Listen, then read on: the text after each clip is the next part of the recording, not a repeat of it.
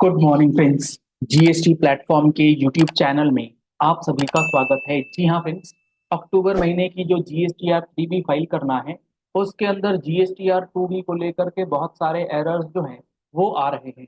कई केसेस में GSTR 2B generate नहीं हो रहा, कई केसेस में नील वैल्यू के साथ जनरेट हो रहा है, कई केसेस में डुप्लीकेट इनवॉइसेस जो हैं वो भी आपको नजर आ रहे थे। अब यहाँ पर जीएसटी पोर्टल ने यानी कि जीएसटीएन ने एक स्टेप बाय स्टेप प्रोसीजर आपको बताया है कि आप इस नए प्रोसीजर के तहत जीएसटीआर 2B को जनरेट करेंगे, क्योंकि इस बार आपको आईएमएस का फैसिलिटी जो है वो भी यूज करना है।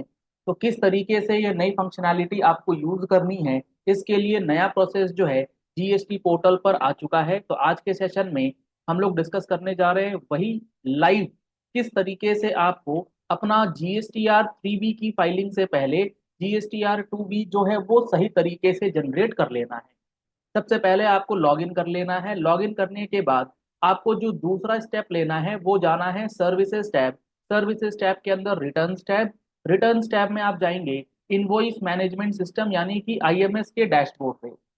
अब आप जब आ जाएंगे आप इस डैशबोर्ड पे, इनवॉइस मैनेजमेंट सिस्टम डैशबोर्ड के अंदर आपको दो बटन्स दिखाए जाएंगे, दो टैब आपके पास नजर आएगा, inward supplies and outward supplies. आपका जो एक्शन लेने वाला काम है यानी कि आपको जो इनपुट टैक्स क्रेडिट लेना है वो on the basis of inward supplies होगा। तो आप इस पे क्लिक करेंगे व्यू पे।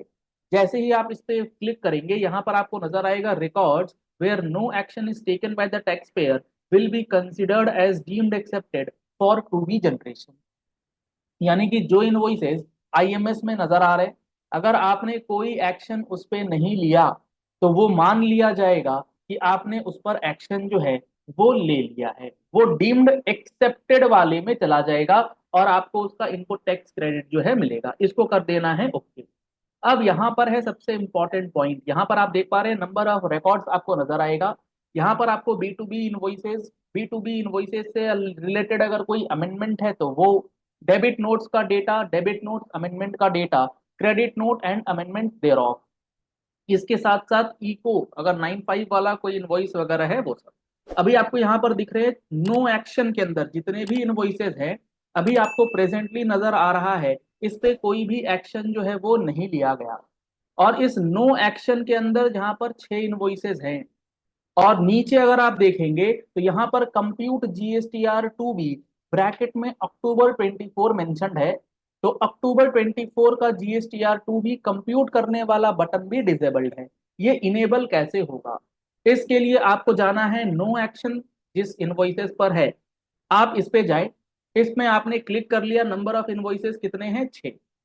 अब आप सबसे पहले इन सारे इनवॉइसेस को अपने बुक्स ऑफ अकाउंट्स के साथ रिकंसाइल कर लीजिए कि ये जितने इनवॉइसेस आपको यहाँ पर नजर आ रहे हैं इस पर्टिकुलर जीएसटी नंबर पर क्या वो अक्टूबर से रिलेटेड ही है। तो यहाँ पर आपको नजर आ जाएगा कि इस जीएसटीएन का जो भी ये इनवॉइस है सबका सब अक्टूबर महीने से रिलेट कर रहा है।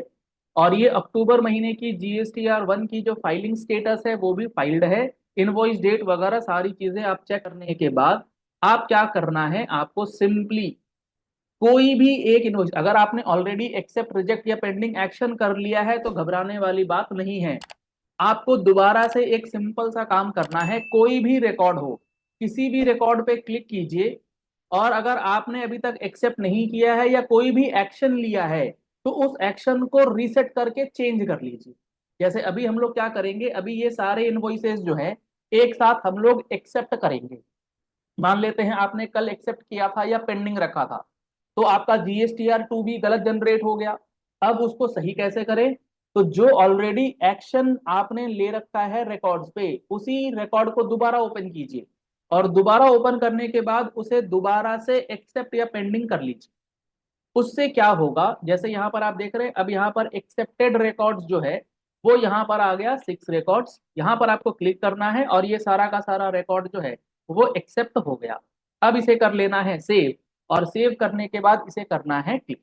अब यहाँ पर आपके पास जे 6 इनवॉइसेस दिख रहे थे वो सारे के सारे इनवॉइसेस जो है वो सेव हो चुके हैं। अब आप इसे प्रोसीड करेंगे तो यहाँ पर आपको कोई भी इनवॉइसेस अब नजर नहीं आएगा। यहाँ पर सारे के सारे इनवॉइसेस चले गए कहाँ? एक्सेप्टेड में। मान लेते हैं आपने ऑलरेडी एक्सेप्ट कर लिया था तो यहाँ पर आप देख रहे हैं एक बार आप एक्शन लेंगे या एक्शन चेंज करेंगे तो आपके पास टू बी को रिकम्प्यूट करने का ऑप्शन दिखेगा। अब आपको रिकम्प्यूट कर देना है GSTR two B for the month of अक्टूबर।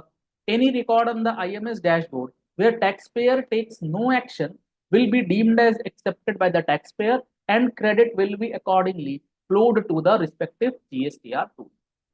तो हमने सारे पे एक्सेप्टेड एक्शन ले लिया है, एक्सेप्ट कर लिया हमने, तो ये हमारा GSTR2B जो है वो अब जनरेट हो जाएगा। अब मान लेते हैं आपने ये एक्शंस कल ही ले लिए थे लेकिन कुछ गलती आ रही, तो अब आपको क्या करना है, अब दोबारा से आपको इसी पे जाना है। ऑलरेडी जो इनवॉइसेस पर आपने एक्शन लिया है उन सारे एक्शंस को आप दोबारा से रिपीट कर सकते हैं। रीसेट कीजिए और रीसेट करने के बाद अब आप इन सारे इनवॉइसेस को फिर से एक्सेप्ट रिजेक्ट या पेंडिंग वाला जो एक्शन है वो ले सकते हैं। क्योंकि जब तक आप दोबारा से एक्शन नहीं लेंगे तब तक आप रिकम्प्यूट ऑफ GSTR2B नहीं कर पाएंगे, और जब तक आप रिकम्प्यूट नहीं करेंगे GSTR2B को तब तक आपका जो वो एरर है वो एरर खत्म नहीं होगा। तो आपने देखा किस तरीके से मैंने दोबारा से रीसेट करके दोबारा वो सारे इनवॉइसेस जो हैं वो एक्सेप्ट किए। ये मैंने दोबारा इसलिए करके दिखाया ताकि जो लोग कल ऑलरेडी एक्सेप्ट रिजेक्ट या पेंडिंग का एक्शन लिए बैठे हैं उनके पास ये कंप्यूट GSTR2B वाला जो बटन है वो दोबारा से एटलीस्ट इनेबल हो जाए।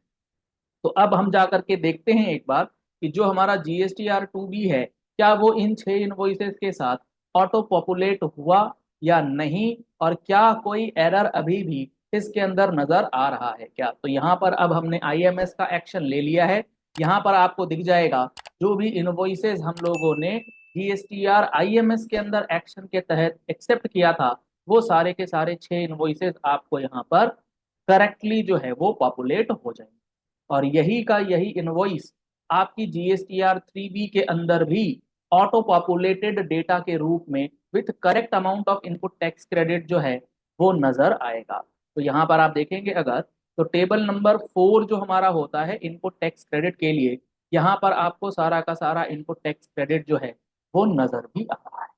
तो इस नए प्रोसेस के साथ, इस नए मैकेनिज्म के साथ आप अपनी GSTR2B की करेक्ट डेटा जनरेशन और GSTR3B की करेक्ट ITC के साथ फाइलिंग जो है वो अब कर सकते हैं। चलिए इस वीडियो को यही एंड करते हैं। आशा करते हैं आपको ये स्टेप बाय स्टेप नया प्रोसेस जो है कि किस तरीके से आपको GSTR2B जो है सही तरीके से जनरेट करना है ताकि ITC लेने में कोई समस्या ना आए। अगर आपने हमारे चैनल पर फर्स्ट टाइम ट्यून इन किया है तो आप हमारे चैनल को फॉलो कर सकते हैं, सब्सक्राइब कर सकते हैं नोटिफिकेशन बेल के साथ, ताकि ऐसी ही इंपॉर्टेंट वीडियोस आप तक रेगुलरली पहुंचती रहें। Thank you and have a nice day.